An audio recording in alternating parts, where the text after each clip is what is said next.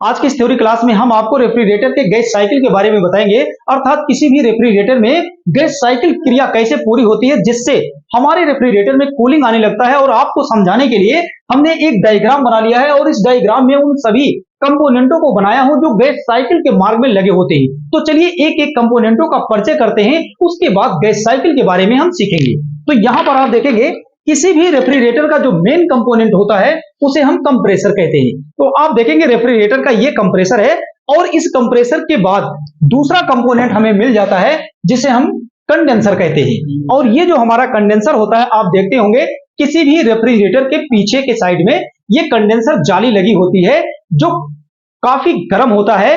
और फ्रिज में जो सबसे हीटिंग भाग होता है उसे कंडेंसर कहते हैं। रेफ्रिजरेंट इसमें आकर के कंडेंस होता है। इसके बाद आप देखेंगे कंडेंसर के बाद हमें मिल जाता है फिल्टर। तो यहां पर देखेंगे ये जो हमारा फिल्टर होता है, इस तरह से आपको एक फिल्टर लगा मिल जाता है और इस फिल्टर के बाद आपको मिल जाता है कैपिलरी। तो यहां पे देखेंगे ये हमारी कैपिलरी होती है और इस तरह से आपको किसी भी रेफ्रिजरेटर में एक कैपिलरी लगी मिल जाती है और इसी कैपिलरी से लगा होता है एवापोरेटर जिसे हम कूलिंग कॉइल कहते हैं। और ये जो हमारा एवापोरेटर होता है, आप देखेंगे किसी भी रेफ्रिजरेटर के गेट को जब आप खोलते हैं तो इस तरह का आपको एक रेफ्रिजरेटर मिल जाता है। और डबल डोर के रेफ्रिजरेटर में आपको इस तरह से फिन टाइप का एवापोरेटर मिल जाता है। तो ये सिंगल डोर में आपको मिलेगा और ये डबल डोर में मिलेगा। इसके अलावा आपको यहां देखेंगे कोई अन्य कंपोनेंट नहीं मिलेंगे जो गैस साइकिल के मार्ग में लगा होगा। तो चलिए इन सभी कंपोनेंटों के साथ हम गैस साइकिल की प्रक्रिया को समझ लेते हैं। किसी रेफ्रिजरेटर में गैस साइकिल कैसे पूरा होता है और हमारे रेफ्रिजरेटर में कूलिंग हो आने लगता है। तो यहां पर आप देखेंगे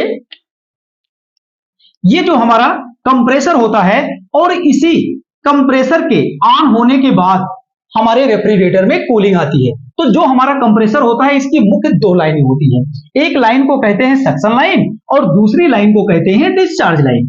अब इसमें एक तीसरी लाइन भी होती है जिसे हम चार्जिंग लाइन कहते हैं। चार्जिंग लाइन से गैस को चार्ज करते हैं, वैक्यूम करते हैं, प्रेशर डालकर लीकेज चेक करते हैं। तो ये सब आज हमें करने की जरूरत नहीं है, हमें गैस साइकिल को समझना है। तो यहां पर गैस साइकिल कैसे पूरा होता है, तो आप देखेंगे जब आपकी फ्रिज ऑन होती है अर्थात इसका कंप्रेसर ऑन होता है तो इसके डिस्चार्ज लाइन से हाई प्रेशर हाई टेम्परेचर का रेफ्रिजरेंट का बहाव होता है। तो जो गैस होती है वो उसका जो प्रेशर होता है वो हाई प्रेशर होता है। और टेम्परेचर की बात की जाए तो जब इसके डिस्चार्ज लाइन से रेफ्रिजरेंट हमारा आगे बढ़ता है तो टेम्परेचर भी इसका क्या होता है, इसका टेम्परेचर भी हाई होता है। और इसमें जो रेफ्रिजरेंट होता है वो गैस की अवस्था में है या लिक्विड की अवस्था में है। तो यहां आप जान लीजिए कि रेफ्रिजरेंट इसका जो होगा वो गैस की अवस्था में होगा। और ये रेफ्रिजरेंट हमारा जब आगे बढ़ता है तो कंडेंसर में आता है और वही रेफ्रिजरेंट कंडेंसर में कंडेंस होता है अर्थात यहां पर इकट्ठा होता है। और वही रेफ्रिजरेंट कंडेंसर के लास्ट लाइन से निकलता है तो फिल्टर में आता है। अब यहां फिल्टर क्यों लगाया जाता है, किसी कारण से जैसे हमारा कंप्रेसर चल रहा है और कंप्रेसर जो हमारा चलता है इसमें पंप लगा होता है और उसमें से पता चला कोई डस्ट पार्टिकल कुछ थोड़ा सा डस्ट बन करके और कैपिलरी में आ जाए। अब यहां पर देखेंगे कैपिलरी का छिद्र इतना पतला होता है कि जो सुई के नोक के लगभग बराबर होता है। तो ये इसका छेद बंद हो जाएगा। इसके लिए रास्ते में फिल्टर कंपनी लगाती है। फिल्टर लगा देने से क्या होता है कि कोई बारीक डस्ट अगर आता है तो वो क्या होगा, यहाँ रुक जाएगा और शुद्ध रेफ्रिजरेंट हमारा जो होगा वो छन करके कैपिलरी में आएगा और कैपिलरी से वह रेफ्रिजरेंट हमारे एवापोरेटर में आ जाएगा। अब एवापोरेटर में रेफ्रिजरेंट तो हमारा आ गया, लेकिन इससे पहले हमें कुछ और बातों को समझना है। जैसे हमारा जो हाई प्रेशर हाई टेम्परेचर और ये जो रेफ्रिजरेंट मैंने लिखा है ये रेफ्रिजरेंट कंडेंसर में आया और कंडेंसर में आने के बाद यहां आप ऊपर देखेंगे तो यहां पर मैंने लिखा है लिक्विड लाइन। तो ये लिक्विड लाइन जो लिखा गया है यहां पर गैस हमारी लिक्विड अवस्था में कब बदल जाता है इसे आप जान लीजिए। अब यहां पर देखेंगे कि कंडेंसर के लास्ट लाइन से जो फिल्टर लगा है तो फिल्टर तो क्या करता है, ये छानने का कार्य करता है कि डस्ट को रोकता है।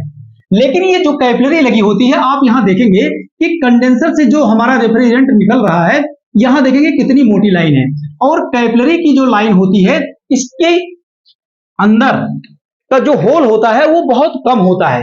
अब देखेंगे इतनी मोटी पाइप से अगर कोई रेफ्रिजरेंट बह रहा है तो कैपिलरी उतने रेफ्रिजरेंट को तो पास कर नहीं पाएगा।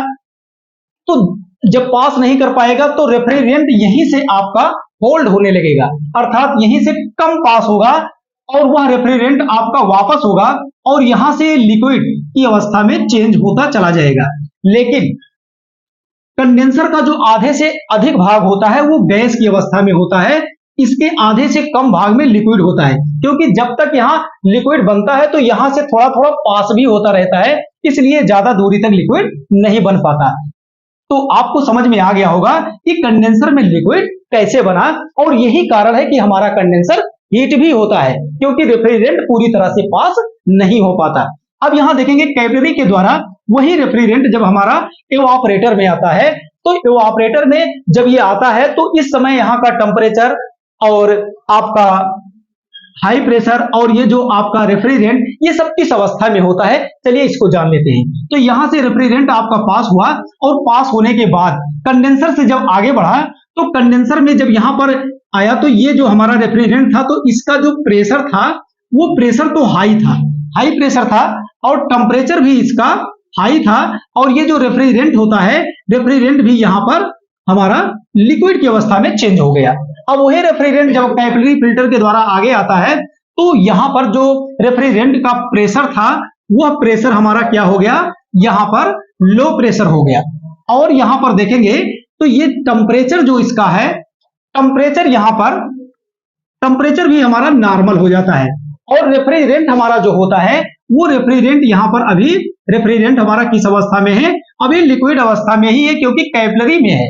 अब कैपिलरी से जब इवापोरेटर में आएगा तो वही रेफ्रिजरेंट देखेंगे यहां पर किस अवस्था में चेंज हो जाता है। तो प्रेशर पहले हम जान लेते हैं, प्रेशर इसका जो होता है वो प्रेशर बिल्कुल लो हो जाता है, और टेम्परेचर इसका जो होता है टेम्परेचर भी लो हो जाता है, और रेफ्रिजरेंट जो हमारा होता है यहां देखेंगे लिक्विड अवस्था में, क्योंकि कैपिलरी से जब रेफ्रिजरेंट आगे बढ़ता है तो लिक्विड अवस्था में होता है, लेकिन यहां का जो रेफ्रिजरेंट बनेगा इवापोरेटर या इवापोरेटर के बाद का जो रेफ्रिजरेंट होगा वो गैस की अवस्था में होगा। अब यहां आप ये समझ लीजिए कि कैपिलरी से जब रेफ्रिजरेंट इवापोरेटर में आता है तो इवापोरेटर की पाइपें इतनी मोटी होती हैं कि इसमें जैसे रेफ्रिजरेंट गिरता है तो इसके पाइपों में वह रेफ्रिजरेंट फैल जाता है, जिससे पाइप के बाहर की सतह ठंडी हो जाती है, और वही रेफ्रिजरेंट वापस सक्शन लाइन के द्वारा कंप्रेसर में आ जाता है। तो एक साइकिल पूरी होती है, और ये साइकिल जब बार बार बनती है तो कंडेंसर हमारा बार बार गर्म होता है,